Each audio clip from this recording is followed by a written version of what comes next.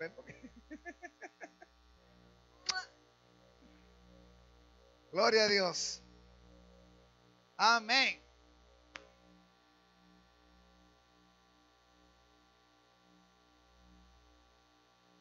La respuesta es siempre Jesús. El autor del libro que estoy usando es un folletito de 40 y pico de páginas que estoy usando para esta serie, Michael Frost. Cuenta una historia que es impactante y quiero contársela lo más parecida posible de la que él lo hace.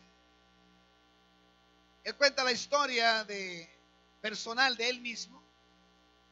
Que llegó un momento en que el ejército de salvación, que está en el mundo entero, necesitaba recaudar fondos para una tragedia. Entonces, en su ciudad, normalmente el ejército de salvación opera a través de las iglesias cristianas. Pidió a la iglesia que tenía, en cierto sentido, un acuerdo, que conocían al ejército de salvación, para salir por toda la ciudad a levantar fondos. Pero no eran suficientes, así que pidieron a otras iglesias, a todas las iglesias, que se unieran para ir a levantar fondos. Así que Michael Frost, él cuenta su propia historia, se ofreció para ir. Así que cubeta en mano, porque usan una cubeta roja, y el teacher con su distintivo ejército de salvación, él salió a levantar fondos, él salió a tocar puertas. Así que llegó a la puerta de una persona y la persona dijo: claro, pasa adelante, ven, claro. Entonces le dice: ¿sabe por qué estoy tan contento? Porque mi familia sufrió de una hambruna cuando yo era niño. Y el ejército de salvación salvó a mi familia. Así que yo estoy muy contento de verte esta mañana. Pasa adelante. Y comenzó a contarle esa historia, pero le dice: ¿sabe qué? Yo tengo mucha curiosidad, porque yo no sé bien quiénes son ustedes. Realmente me salvó la vida mi familia, pero yo no sé, ¿ustedes son bautistas? Y Michael se queda: ¿y son pentecostales? Y Michael se queda: ¿y ustedes enseñan la Biblia? ¿Y son una iglesia? Comenzó a hacerle un montón de preguntas, y al final el hombre le dice: ¿sabe qué? Yo soy un voluntario, yo no sé mucho del ejército de salvación. Así que apenas me he ofrecido para ser un voluntario. Y el hombre sigue entusiasmado: pero ¿bautizan a la gente? Y comenzó a hacer muchas preguntas de este tipo, cuestionando, no mal, porque no era que él no iba a dar, él dio dinero, pero él quería saber más del ejército de salvación. Entonces, si recordamos el mensaje de la semana pasada, yo inicié con aquello de tener vida cuestionable, vida que la gente pregunte: ¿y por qué haces eso?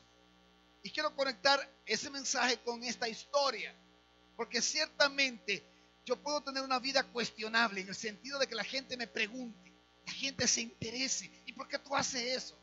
Porque ve algo diferente en mí. ¿Qué otra palabra usábamos para cuestionable la semana pasada? Vidas sorprendentes. La gente se sorprenda de ver tu vida de manera poderosa. Pero aquí viene la segunda parte, la otra parte de la moneda. El mensaje de hoy siempre se trata de Jesús. Porque la cosa es, si tú no tienes respuestas como Michael, ¿qué va a pasar? ¿Qué le vas a contar? Ven a mi iglesia que yo te voy a enseñar. Sobre todo si consideramos la casa de Dios. ¿Cuál es la casa de Dios? Templo de Dios. Porque estamos trayendo gente a un templo que no es templo, a un lugar que no es la iglesia, porque la iglesia somos nosotros. Entonces comenzamos a responder inadecuadamente. Entonces el mensaje de hoy se trata de, ok, primera parte, yo espero que lo hayan hecho. A ver, levante la mano nada más, porque eso lo van a hacer en sus grupos. Mi grupo sabe que el martes hay testimonio. Chicos, el jueves, martes no vamos a poder reunirnos. Los grupos de los martes, hay una reunión, ensayo el martes, con todos los líderes de grupos. Entonces, lo que tenemos martes, nos ajustamos, ¿verdad? Sí podemos, mi grupo. Pasamos a jueves, aleluya, un grupo flexible, eso me gusta. Lo demás también. El jueves, entonces, o el día que se reúne su grupo van a contar los testimonios. Pero ¿quiénes invitaron a alguien a comer? ¿O quiénes dieron un regalo? ¿Quiénes enviaron una nota de agradecimiento? ¿Quiénes hicieron algo de la tarea del domingo? Ay, Señor, no venga hoy, por favor.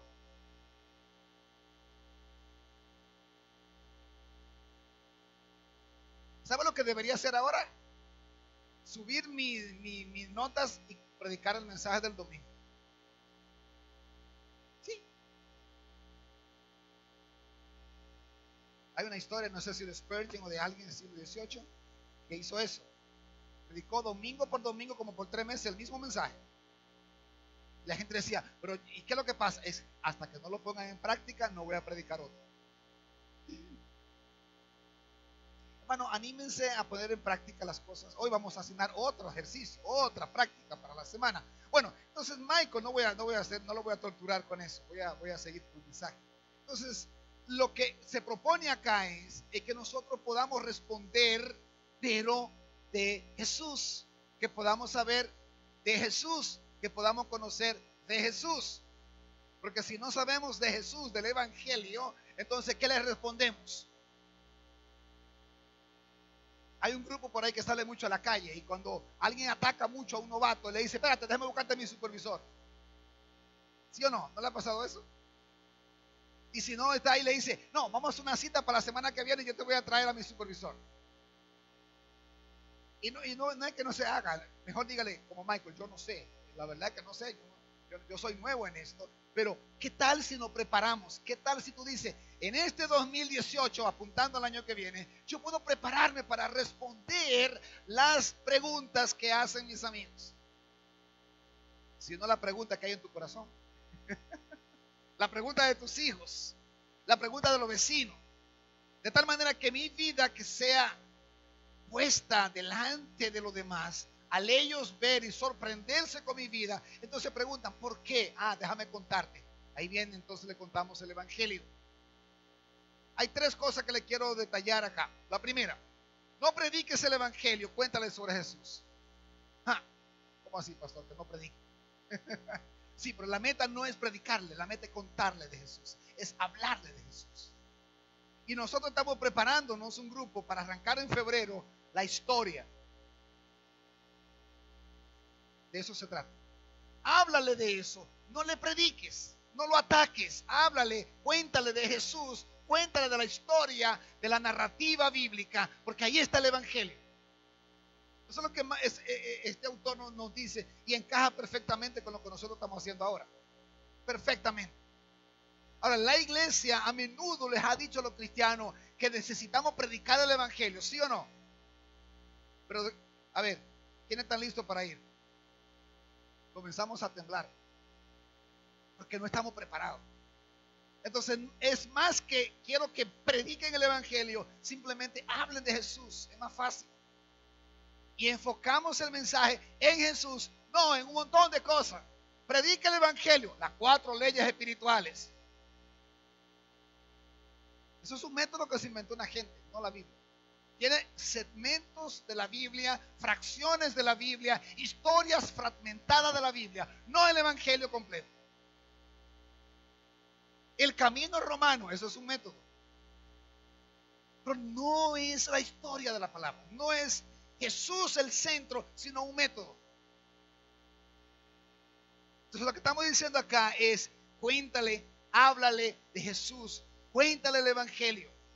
Porque tú lo que estás haciendo es dándole la mitad de la historia. La otra mitad ya la vieron, tu testimonio. Si ve mi testimonio, lo que tengo que decirle, ¿sabe por qué hago eso? Por eso. Y les presento las historias del Evangelio.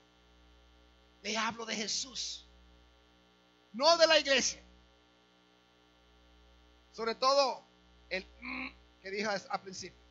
Porque para nosotros es, ven a la iglesia, pero tú eres la iglesia. Entonces, como contradictorio. De hecho, tenemos mucho lenguaje contradictorio. Esperamos en el 2018 comenzar como a tener algunas series de esas cosas y comenzar a hablar un poco más de lo que realmente debemos hablar a los amigos. Ahora, en Romanos 1, y eso es lo que quiero animarles ahora que vayamos allá, del 1 al 5, y yo voy a usar la versión internacional que tengo conmigo acá. En Romanos 1, 1 al 5, vamos a encontrar aquí un resumen del Evangelio. Hay muchos pasajes, montones, pero me interesó esta parte acá. Dice: Pablo, siervo de Cristo Jesús. Ok, de una vez Pablo apunta ¿a dónde? ¿A quién?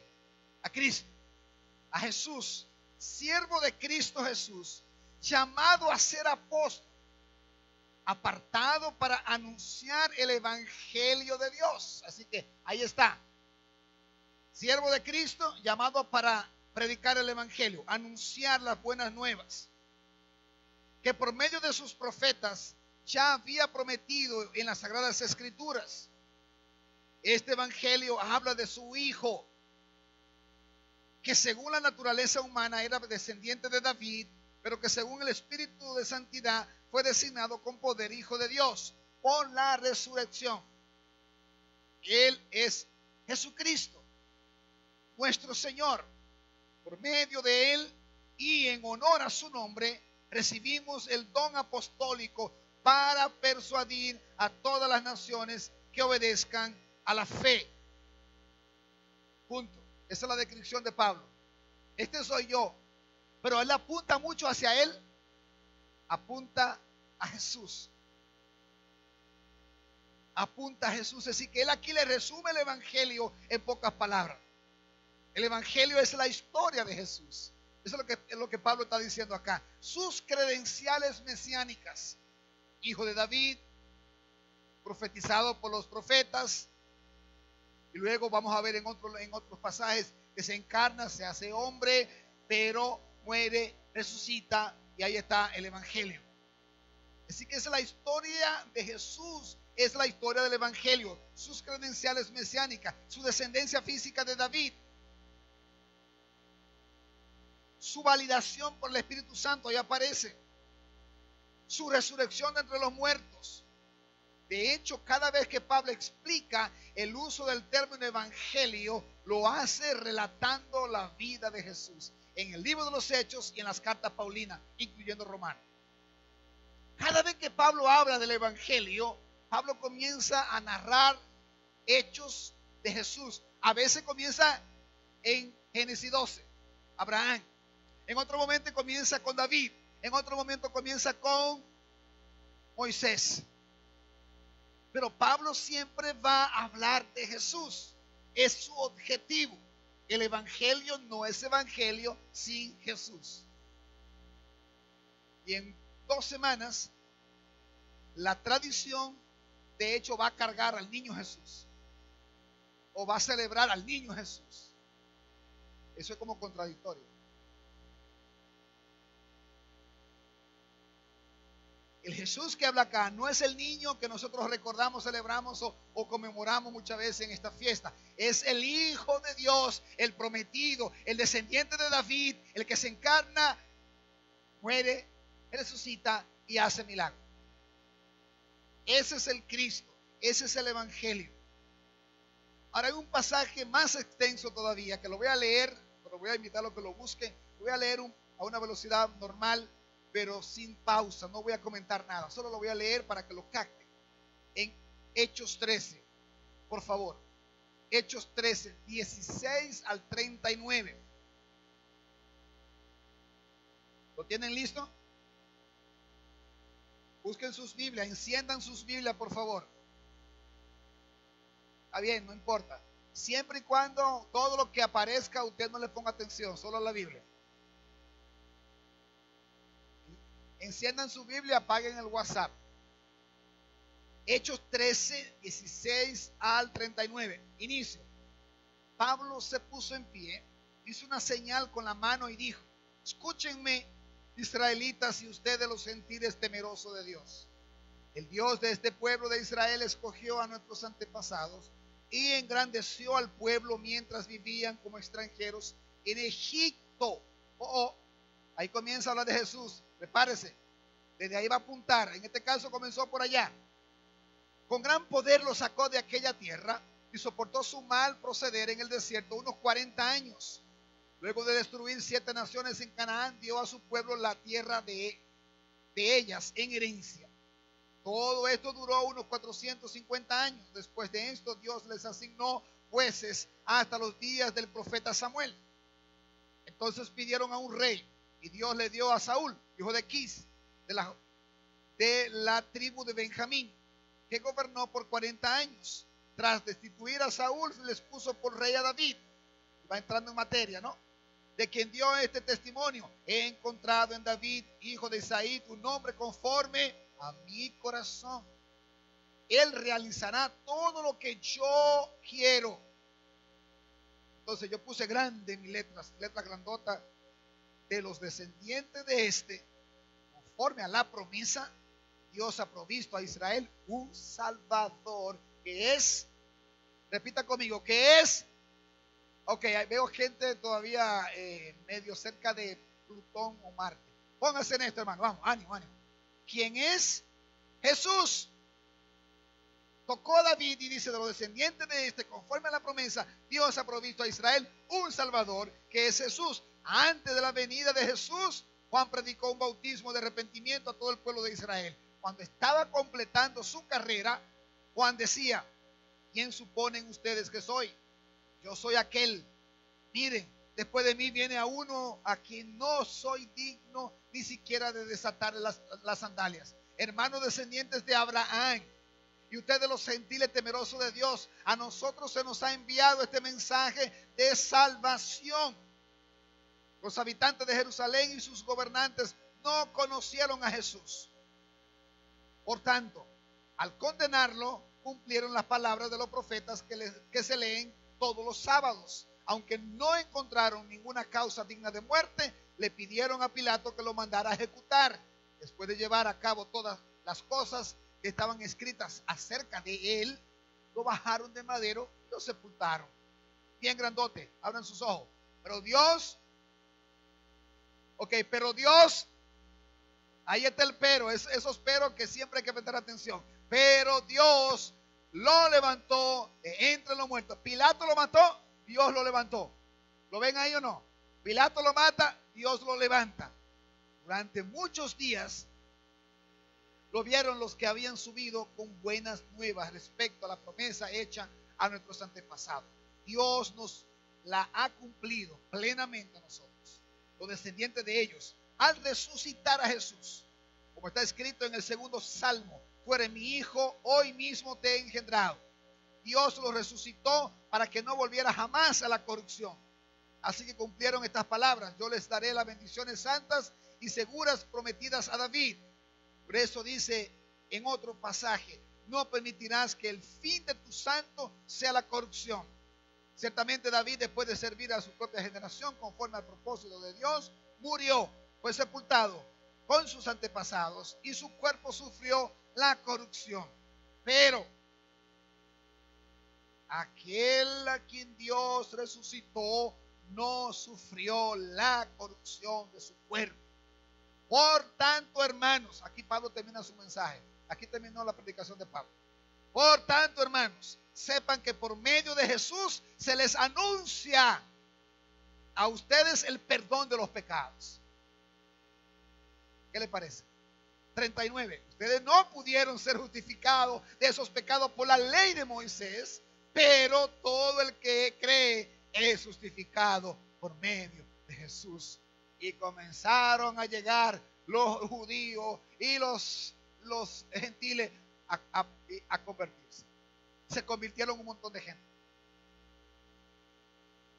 Por eso Pablo no le habló de que tienen que venir y guardar un día, tienen que dar ofrendas, tienen que hacer esto. El único lugar santo, sacrosanto, casa de Dios está en Jerusalén, porque allá estaba el templo. Pablo le comenzó a hablar de Cristo, de Jesús. Le contó la historia. Ese es un pasaje que vamos a ver después, en febrero en adelante, en ese libro que vamos a estudiar, que se llama La Historia, en grupos de primero principio. La historia. Esa historia nos da un montón de cosas que la dejo ahí. Solo quiero que entendamos hoy: no le prediques, no sea un santurrón. Háblale de Jesús. Amén, hermano. ¿Por qué dije un santurrón? Porque yo conozco mucha gente que son expertos predicando y la gente no lo oye.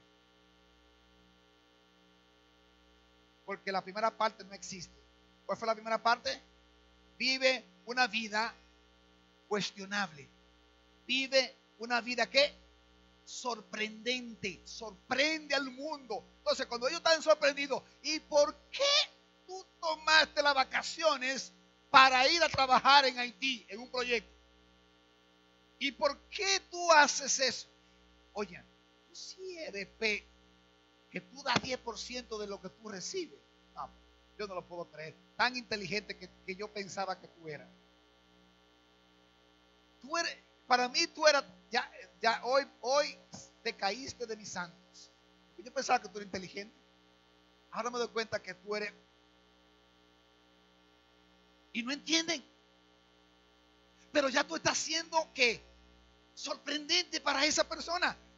Poco a poco, si tú no lo sorprendes al revés, si tú no vives vida desordenada, descontrolada, esa persona un día te va a decir, óyeme, pero de verdad que, cuéntame un poquito, hágame un chin de eso, ¿qué es lo que tú haces? Entonces ahí viene. Le hablo de quién? De Jesús. Eso es lo que quería comunicarle en esta primera parte. Ahora, tenemos que aprender, y aquí viene, aprender. Ese es el tema de hoy, ese es el hábito de hoy, aprender. Tengo que aprender de Jesús. No puedo hablar de lo que no sé. Tengo que ser un estudiante de la palabra. Tengo que ser un estudiante de Jesús. Y para eso tengo la Biblia. Y nuestra iglesia tiene el mejor programa. Búsqueme otro, siéntese con los ancianos, que si nos muestra otro, lo cambiamos. Y no solamente esta, cambiamos todas las iglesias nuestras. Todas cambiamos el programa. Si usted no muestra, no el programa, los recursos, porque es más que un programa. Si usted me muestra que hay algo mejor que primeros principios, que la historia, que todo lo que viene después de los evangelios, de todos los libros de la Biblia. Si usted me muestra que hay algo mejor que esos materiales para liderazgo, entonces nosotros cerramos todo y vamos para allá. Pero como sabemos, y esa es la convicción que tenemos, que no hay nada mejor que eso, entonces por eso lo hacemos en la iglesia. Pero podemos tenerlos en la iglesia, y si tú no estás en el proceso, entonces hay un serio problema. Porque no se trata de que José Luis conozca de Jesús y que su esposa tiene que conocer de Jesús. Porque entonces ellos no andan juntos todo el día, y aún anduvieran juntos, son dos personas distintas. Tengo que aprender de Jesús. El desafío para nosotros es primero principios.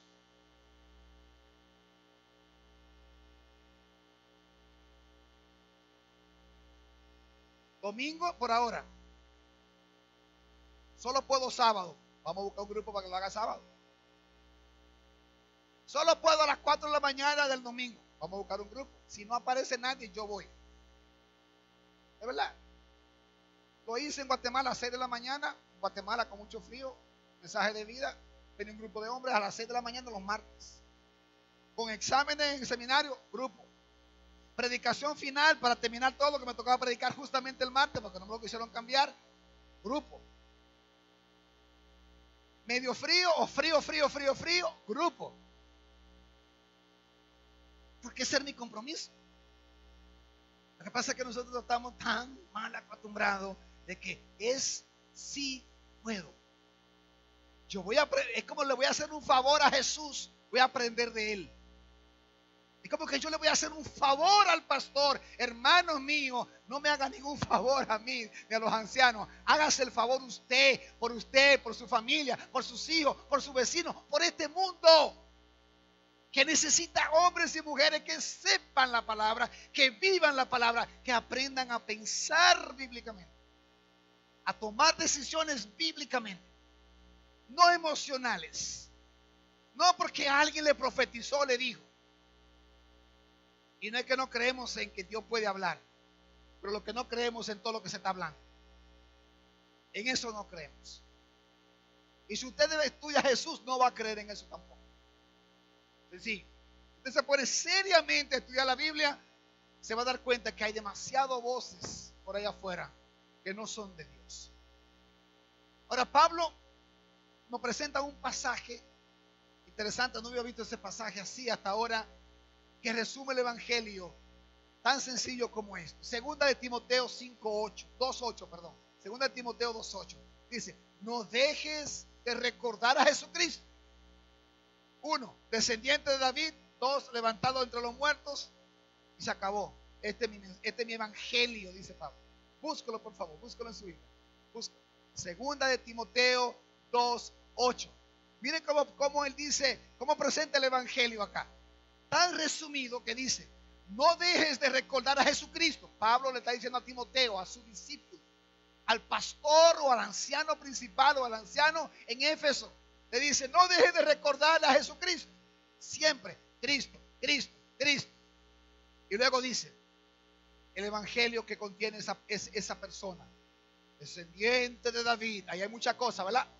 Descendiente de David, promesas, todas esas profecías se cumplieron ahí. Luego dice, levantado de entre los muertos. Y resumen, este es mi evangelio.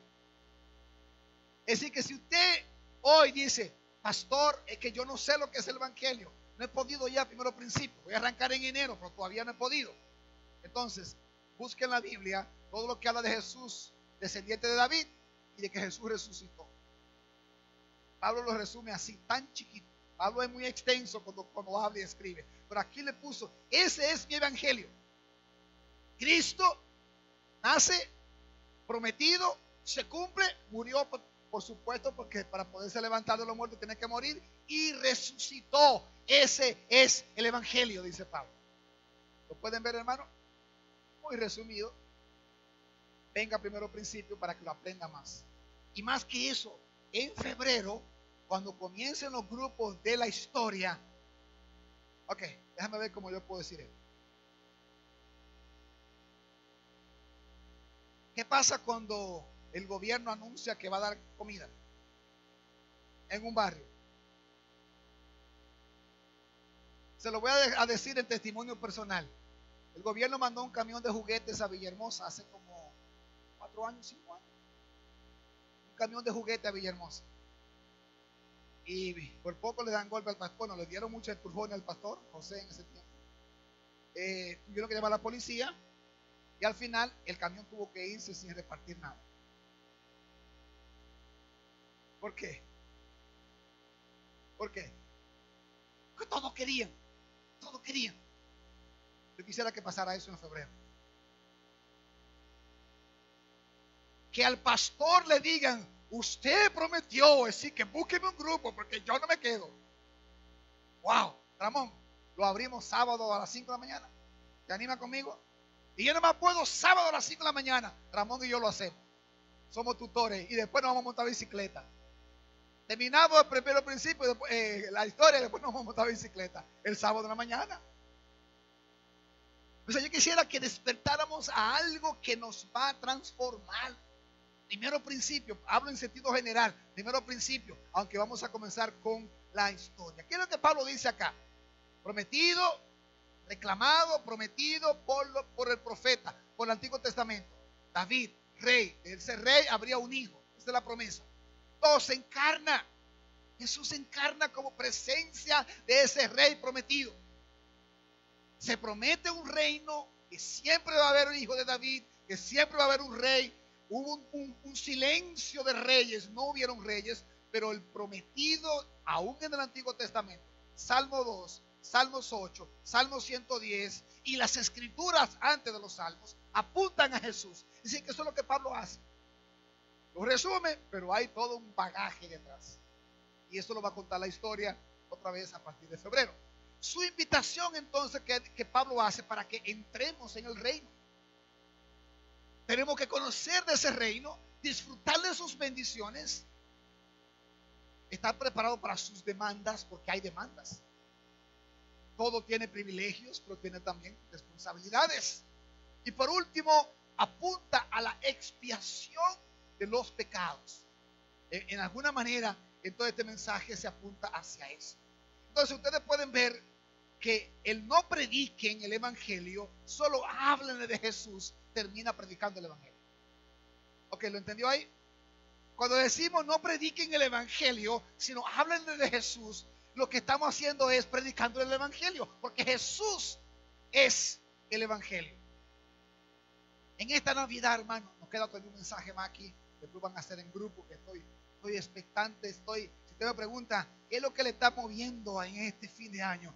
Ver lo que va a pasar en los grupos, en nuestras iglesias caseras. Ver lo que vamos a hacer ahí. Así que eso me está como moviendo, motivando a los ancianos, a todos. Estamos interesadísimos en esto. Pero, importante, no prediques el evangelio, solo háblale de Jesús.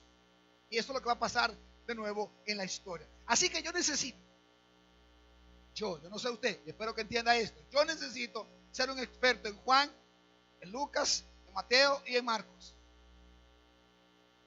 Pero necesito ser un experto de las cartas que Pablo escribió, que Pedro escribió. Yo necesito ser un experto leyendo y entendiendo la narrativa del Antiguo Testamento. Pastor, yo no voy a ser pastor. Es decir, que vaya suave. Esa es la excusa. Tú no vas a ser pastor, Micael. Tú vas a ser el pastor de tus hijos. Gracias a Dios que yo sé que tú no dices eso. Ustedes llegaron el año pasado, van al libro 3 ahora, ya pasaron al 3, al 4, van para el 4. Llegaron el año pasado a la iglesia, ya van para el libro 4. Eso. Eso es lo que yo esperaría que usted entienda. Tengo que avanzar.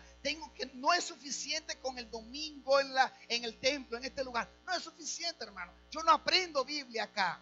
Yo aprendo Biblia en la semana. Yo aprendo Biblia cuando yo me mando un correo electrónico a mí mismo. Aunque tengo la Biblia acá, yo quiero tener conmigo acá. Y le decía a los hermanos esta mañana, 1 Corintios, a ver dónde está. Aquí está, 1 Corintios. Aquí está, texto que quiero memorizar. 1 Corintios 1:20 hasta el 2:5. Porque a partir de ahora voy a tratar de memorizármelo antes que el año termine. Sí, pastor, pero eso es usted. Eso es para mí nada más. Pablo lo escribió para mí. Pablo me escribió eso. Solo para lo voy a repetir, va a decir animo. 1 Corintios 1:20. ¿Dónde está el sabio? ¿Dónde está el erudito? ¿Dónde está el filósofo de esta época? Son preguntas que Pablo se hace. ¿No ha convertido Dios en locura la sabiduría de este mundo? Ya que Dios en su sabio designio dispuso que el mundo no lo conociera mediante la sabiduría humana. Tuvo bien salvar mediante la locura de la predicación a los que creen. Y ahí sigue. Apréndaselo de memoria. Aprendámonos. Yo tengo el desafío para mí. Yo le transmito mi desafío. Aprendamos de memoria. En lugar de estar de tanto bla, bla, bla, bla, bla. Cópielo. Subrayelo en su Biblia. Para que cuando usted prenda su Biblia aparezca. Use la palabra aprender para que entienda. No encender. Cuando usted prenda en su Biblia, entonces te habla su celular, usted puede tener ese pasaje, memorizarlo, porque mañana le va a tocar en cualquier momento. No es para el pastor, no es para los ancianos, es para todos nosotros. En este momento, quiero que me preste ese micrófono. En este momento voy a invitar a Nadia. Cuentes ¿qué tiene que ver con esto? Un poco de lo que hemos visto, y ella tiene un testimonio que ha preparado a la luz de lo que Dios ha estado haciendo en su vida. Así que escuchemos como parte de la predicación. Esto es parte de lo que quería decir, pero ahora lo va a decir ella misma. Hola, buenos días. Se los voy a leer para economizarle el tiempo al pastor. Hoy vengo a comentarles la extraordinaria forma en que Dios ha bendecido mi vida después que decidí entrar a formar parte del ministerio infantil. Desde antes de llegar a esta iglesia, siempre me ha gustado servir. Más allá de reconocer que es un deber cristiano, he encontrado satisfacción en darme a los demás. Tal vez porque así me enseñó mi mamá, o simplemente porque el Señor me regaló ese don. Así he servido en adoración, en proyección, como ujier, líder de grupo pequeño, y he ayudado con el seguimiento a los hermanos. Yo pensaba que lo estaba haciendo bien. Entendía que colaboraba lo suficiente, pero no, Dios no lo entendía. Después de tomar primeros principios, Dios me inquietó durante meses, llamándome a poner mi don de la enseñanza al servicio de la iglesia, pues soy profesora desde hace muchos años. Fue así como después de resistirme y considerarlo, me acerqué al liderazgo para preguntar dónde me necesitaban. Empecé a colaborar con primeros principios, pero seguí inquieta. tan inquieta que no recuerdo certeramente cómo fue que llegué a ser coordinadora en el Ministerio Infantil. En ese momento tenía un trabajo que no me gustaba para nada, una verdadera prueba por la cual Dios me estaba pasando y que me había costado mucho sinsabor, tristezas y amargura. Pasados unos 9 meses, entendí que Dios me tenía ahí con un propósito, así que me tranquilicé. Entonces, en el momento en que estaba más calmada y dispuesta a dejar que Dios llevara a cabo su plan, me despidieron. Fue la primera vez que me pasó en 18 años de una vida profesional exitosa. En ese momento vi mi mundo derrumbarse.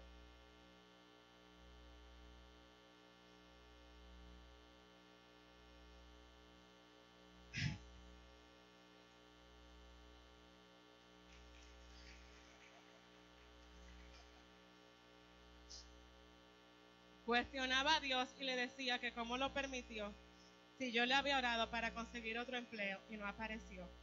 ¿Cómo deja que pierda mi trabajo en el momento en que estaba poniendo más en orden mi vida espiritual?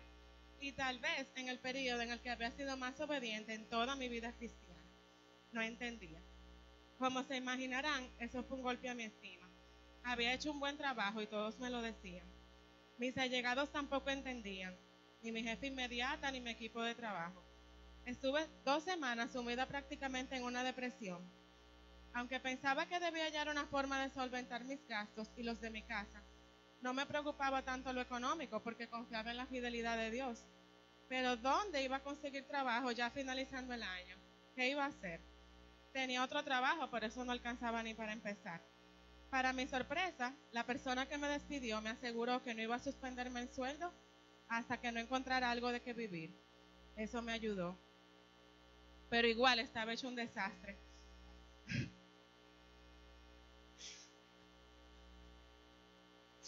Había hecho muchos lazos emocionales con alumnos, con familias, con compañeros, y el solo hecho de pensar en irme me hacía estallar en llanto.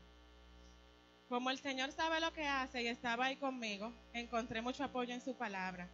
Y la gente cercana que sabía mi situación me confortaba, me mandaba canciones, prédicas, versículos.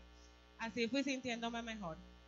Colegas queridos me consiguieron algunas entrevistas y además me recomendaron para un par de talleres y picoteos que me ayudaron, porque no me sentía bien cobrando sin trabajar y no me quisieron dejar un poquito más como hasta la ley dice que debe ser. Esto fue, váyase que no lo queremos aquí.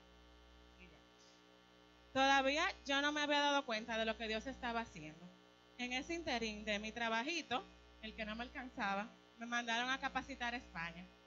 Ahí viví una experiencia inolvidable y vi hecho realidad mi sueño de estudiar en ese país, aunque solo fue por una semana. Luego me mandaron a otro curso a Costa Rica. Allí tuve la oportunidad de aprender más acerca de lo mismo que estoy haciendo aquí en el ministerio, gestionar un currículo. Pero todavía no tenía un trabajo seguro. Conseguí un trabajo temporal bueno, pero es eso, un trabajo temporal. Y claro, ya teniendo de qué vivir, no podía quedarme cobrándole al Señor que tan cortésmente me canceló. En una de mis entrevistas me habían ofrecido un puesto muy interesante, un trabajo que sé puedo hacer con excelencia. Aunque la señora quedó muy contenta, había pasado un mes y no me habían llamado. Cuando averigüé me dijeron que no me iban a dar el puesto, sino uno más alto como encargada de un departamento. Ahí fue que realmente comprendí el plan de Dios y una palabra que había recibido a través de una hermana, que mi llave era grande y no abría puertas pequeñas. Me estaba preparando para llevarme a un lugar más alto. No tengo palabras para expresar mi gratitud ante Dios. Ahora me doy cuenta de cuánto he recibido y de que su mano realmente me sostiene. Perdí un trabajo, pero ahora he tenido que rechazar algunas ofertas. Perdí compañeros, pero gané amigos. Dejé de recibir una remuneración, pero tendré una mejor. Y además estaré más capacitada para desempeñar mi nuevo trabajo, gracias a los viajes que me regaló para estudiar. Pero lo más importante, he fortalecido mi vida espiritual, entendiendo que tengo que servir, aunque esté cansada, aunque tenga mucho trabajo, aunque sea domingo y no quiero levantarme temprano. Servir es tan necesario como trabajar. Al servir, bendigo a otros, pero también Dios me bendice a mí. Recibo lo que pido en el tiempo de Dios y no en el mío. Aunque parezca que el mundo se me caiga encima, tengo que ser valiente. Él no me dejará nunca y está siempre en control, proveyendo para mí en todos los sentidos. Obedecer y someterme a la voluntad de Dios no es tan fácil, pero tiene su recompensa. Por último, les comparto este versículo que sintetiza todo lo que he aprendido de todas las pruebas y bendiciones que Dios me ha dado, porque lo que les he contado pasó desde julio hasta ahora. Está en Primera de Reyes 2:3 y dice: cumple los mandatos del Señor tu Dios, sigue sus sendas y obedece tus secretos, mandamientos, leyes y preceptos, los cuales están escritos en la ley de Moisés. Así prosperarás en todo lo que hagas y por donde quiera que vayas.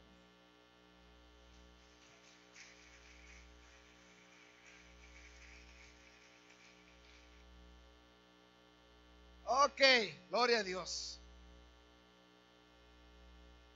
Nadia me habló hace como 3 semanas en un correo, quiero compartir un testimonio.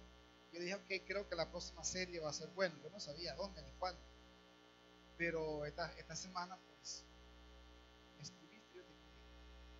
No sé, uno de los dos nos escribimos y dije, encaja bien para el domingo, porque se trata de esto: cómo vivo para Jesús, cómo sirvo a Jesús. No conocer a Jesús, no conocer a Dios. No servimos ni vivimos para un Dios desconocido. Si servimos a un Dios desconocido, hermano, va a llegar el momento que usted ya no va a servir a nadie, porque es desconocido. Hablamos de un Dios conocido, un Dios real, un Dios vivo, un Dios que nunca nos va a abandonar. Entonces, gracias, Navia, por ese testimonio. Entonces, lo primero que compartí en este día es: no prediques el evangelio, habla de Jesús. Y ya entendieron eso de no predicar. No es una prohibición, no estamos diciendo que al hablar de Jesús vas a predicar el evangelio si lo hace correctamente. En segundo lugar, no se concentren en el pecado de la gente, en su pecado, concéntrense en el reino de Dios. Hermanos míos, respetamos, aceptamos los estilos de iglesias y está bien, no vamos a criticar eso, no lo debemos hacer. Que vayan bien, que Dios los bendiga. Pero ese estilo de cada vez que veo a alguien estarle acusando su pecado, arrepiéntete que te va para el infierno, eso no es el evangelio. Eso no es evangelio. Eso es condenación. Quiero regresar para que veamos este punto bien claro en el texto que ya leímos, en Hechos 16, 37 al 39. Por favor, búsquelo. De nuevo, enciendan su Biblia. Busquen en su celular o en la Biblia. Hechos 16, mire cómo Pablo, en ningún momento usted va a ver a Pablo predicándole que dejen su pecado, que dejen esto. Pablo no le predica eso, porque eso no es buena noticia. Le predica el evangelio, eso sí es buena noticia. Entonces Pablo dice: pero aquel a quien Dios resucitó no sufrió la corrupción de su cuerpo. Hablando de Jesús. Luego dice: por tanto, hermanos, sepan que por medio de Jesús se les anuncia a ustedes el perdón de los pecados. ¿Qué es lo que Pablo hace? ¿Le anuncia los pecados o el perdón de los pecados? Jesús fue un experto en eso. Le traían una mujer adúltera. ¿Quiénes se lo traían? Los fariseos, los saduceos, o sea, aquellos que andan buscando el pecado en la cara del otro. Mira, maestro, y Jesús nunca la acusó. ¿Sí o no? Muéstreme en la Biblia, en los evangelios, donde Jesús acusa a alguien. Es más, lo traían por algo de enfermedad física y Jesús le decía: tus pecados te son perdonados, levántate y anda. Porque es verdad, el pecado enferma. El pecado inutiliza, el pecado embrutece. Eso es verdad. Pero tenemos que anunciarle al libertador de eso. La noticia de que solo Jesús lo puede hacer. Eso es lo que Pablo hace. Dice: sepan, por medio de Jesús se les anuncia a ustedes el perdón de los pecados. Entonces dice en el 39: ustedes no pudieron. Y viene la aclaración todavía más fuerte. No pudieron ser justificados de esos pecados por la ley de Moisés. Pero todo el que cree es justificado por medio de Jesús. Todo el que cree es perdonado. Todo el que cree viene a ser parte de, no el que tenga el mejor apellido, el mejor color o aquel que tiene. un montón de pecados. Mientras más pecado tiene y vienes a Jesús, más perdón tiene. Sí. Es 13, 38 y 39. Hechos 13. ¿Qué? Perdón. Perdón, hermano. Eso es lo bueno, que ustedes perdonan mi pecado. Hechos 13, 38, 39. Perdón, ese fue el pasaje que había leído. Entonces, el tema acá, o la enseñanza acá es: no te concentres en el pecado de la gente. Recuerden el domingo pasado, tú le llamas la atención. Hablamos de una vida que cuestionable en el sentido de sorprender, no de que te cuestionen por tu mala vida. No. Es que la gente cuestione por qué tú eres así, por qué tú haces estas cosas. Una vida que te sorprende. Entonces, al sorprenderlo, vimos a Colosenses y a Pedro. Pedro decía que la gente te pregunte y tú estés preparado para presentar defensa, para aclararle. Entonces, el tema de hoy: ¿cómo yo le aclaro? Tengo que hacerlo comenzando en Jesús. ¿De acuerdo? Es decir, que no te enfoques en el pecado de la gente, sino enfócate en Jesús. Tercero y último: no se concentre en la iglesia, concéntrese en el reino de Dios. A ver si entendemos eso. Nuestro llamado no es atraer gente a un templo. Nuestro llamado es a presentar el reino de Dios. ¿Qué pronunciaba? ¿Cuál fue el mensaje de Juan el Bautista? ¿Cuál fue el mensaje de Jesús? El reino de los cielos se ha acercado. El cojo camina, el ciego ve, el mudo habla. El reino de los cielos se ha acercado. Pregunta, a ver si me ayudan un poco. Cuando Jesús es profetizado, Jesús, como hijo de David, se promete un reinado, y el rey viene. ¿A qué viene? A reinar, a establecer su reino. Entonces, no se anuncia la iglesia, aunque voy a hablar un poquito ahorita de eso, de la iglesia como centro en el reinado, en el reino. Pero tenemos que entender eso.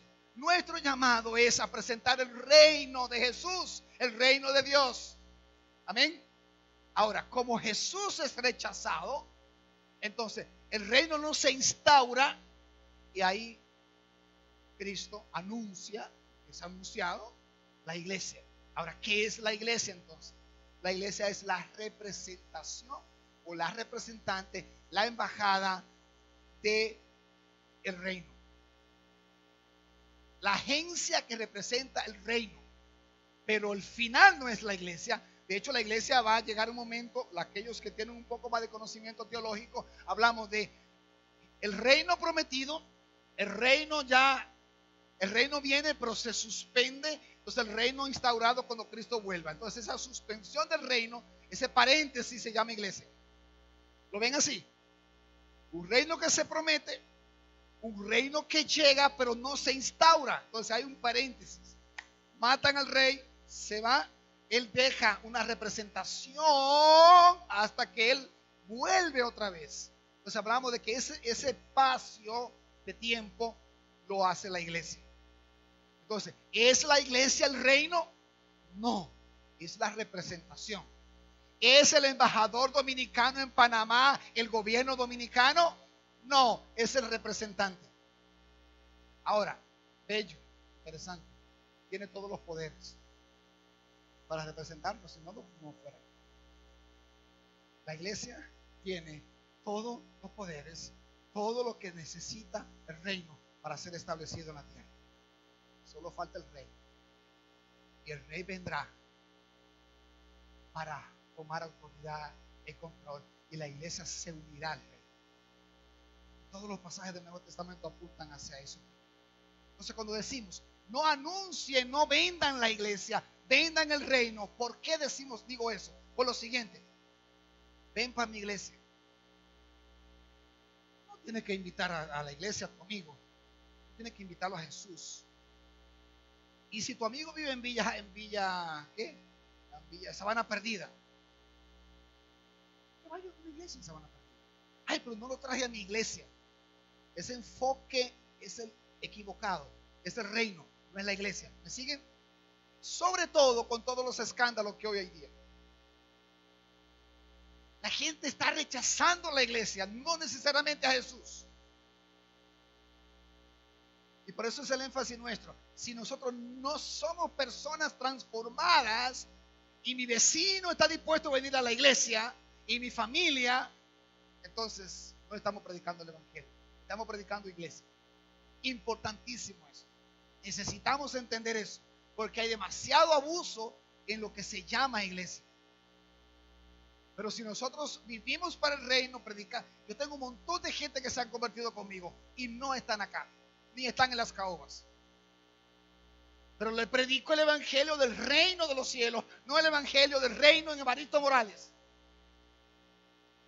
Porque entonces estamos predicando, esta es la iglesia, esta es la iglesia. Y peor aún, si esta es la iglesia significa el reino de un hombre, de un pastor. Porque entonces estamos vendiendo a un hombre. Ministerio Félix Abreu .org. No fue uno ni dos los que me dijeron, pero pon el ministerio. No, Ministerio Bendición. No soy yo, no es el pastor Eduardo, es el reino de Dios, es el Señor. ¿Qué es eso de que el ministerio? Bueno, no voy a mencionar el último que llegó por acá, está bien. Casi me sale, entonces mejor no lo digo. Casi se me sale, gracias Señor.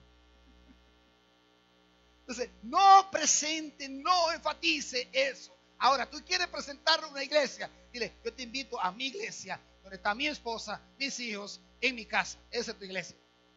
¿Qué tal si lo invita a tu casa y le dice, ven a mi casa, que esto aquí es donde mejor se vive la iglesia? 2 o 3 reunidos en el nombre de Jesús. Claro,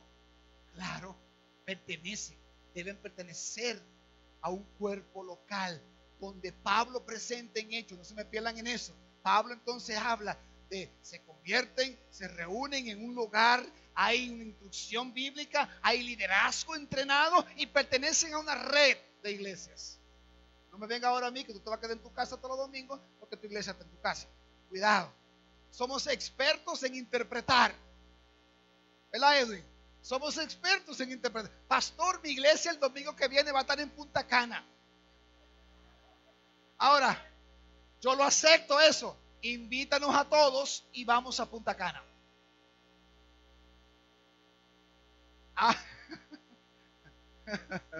No, y está bien que Punta Cana sea una opción, pero no todos los domingos. Entonces, preséntale eso. Preséntale el reino de Dios. Termino con esta ilustración. Ok.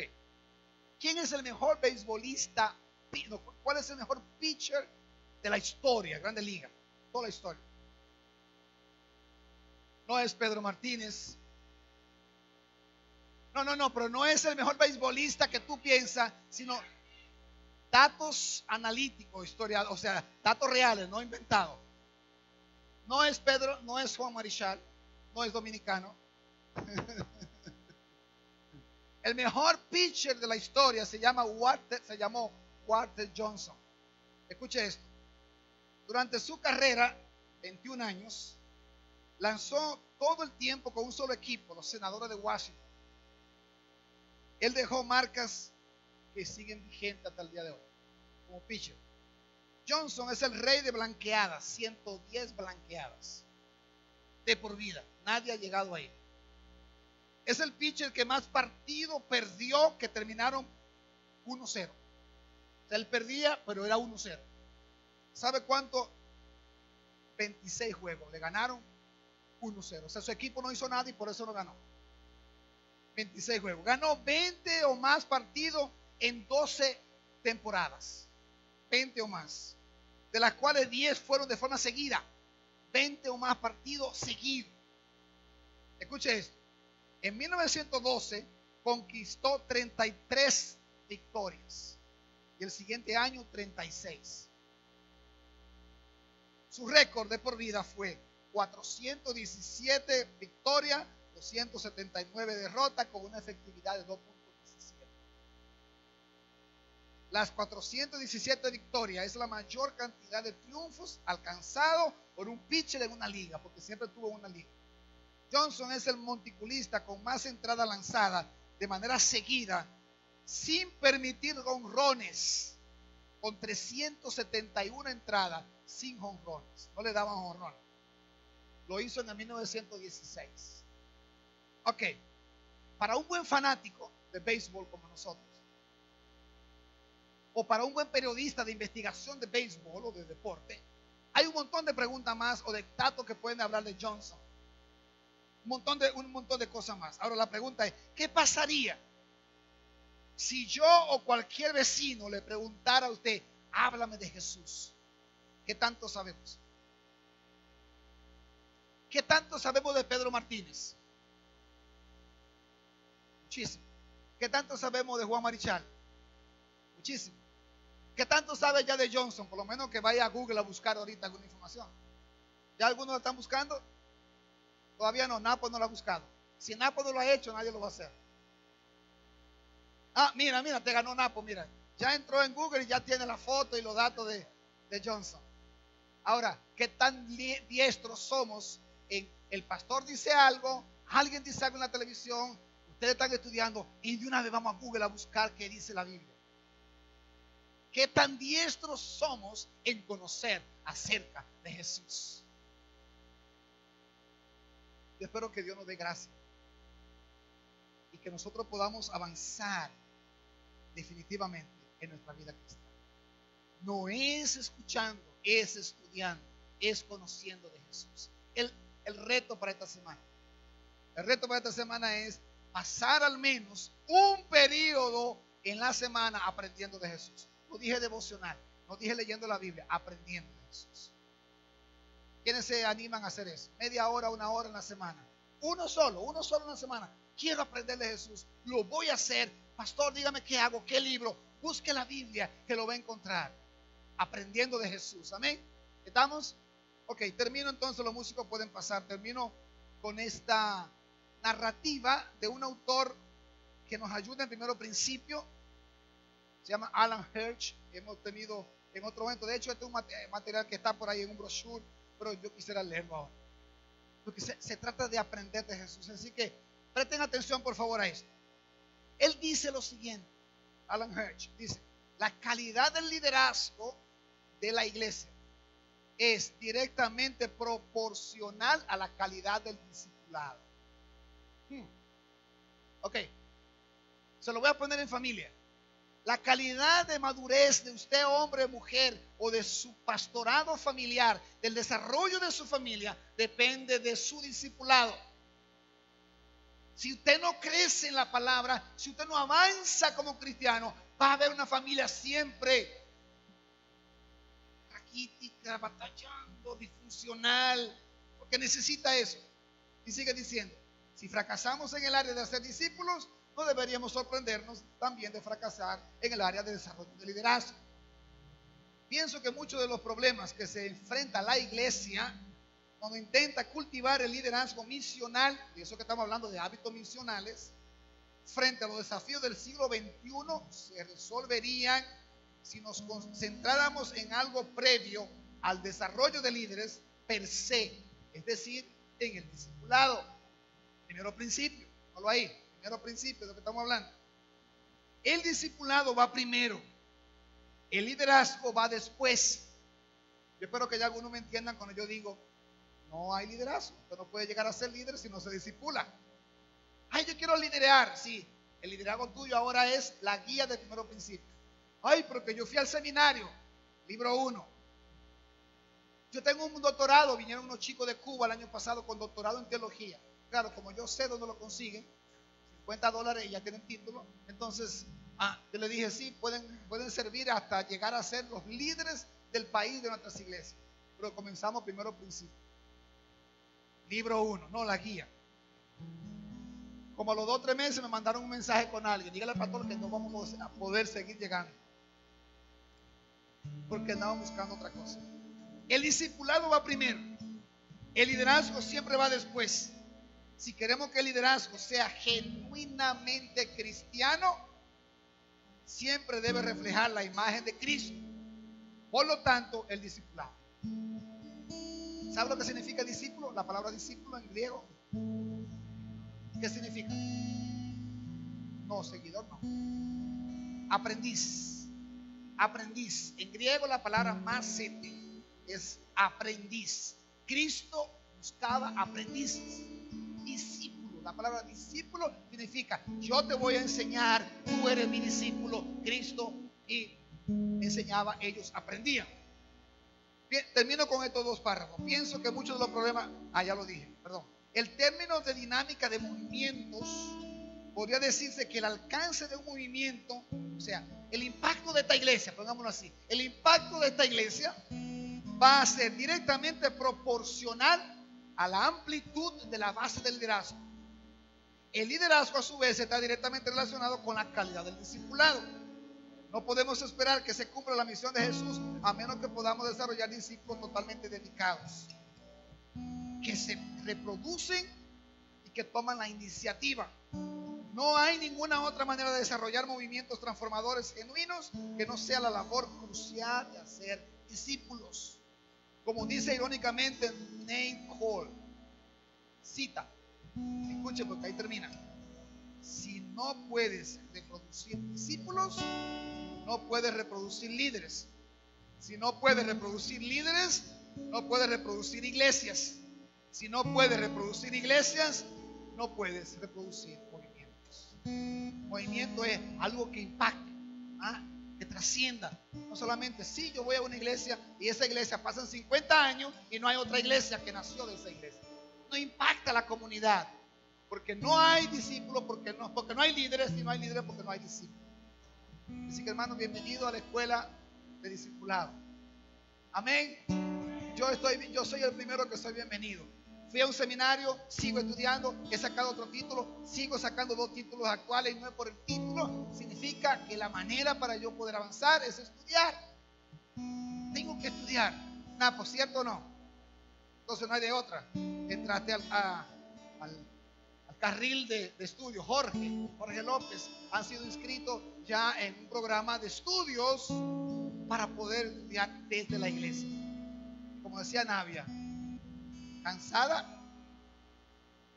agotada, con sueño, con proyectos que terminar, pero voy a servir a Cristo. Ellos también, hermanos, están súper agotados y cansados, pero están estudiando y siguen haciendo el ministerio. ¿Qué tal si en lugar de 3 hubieran 30? ¿Qué tal? Dígame a ver qué pasaría. Que yo apenas estoy haciendo bachillerato. ¿Y Timoteo? Y Tito eran muchachos jóvenes. Vamos a cambiarle el cassette. Y no sé, lo vendieron, era un muchacho, era joven. Y Daniel. Entonces es eso de que no, el año que viene venimos con algo nuevo para adolescentes y jóvenes, digo para todos juntos, pero donde queremos que no falte un adolescente, un joven cada mes, un sábado aquí en la iglesia, para aprender de liderazgo.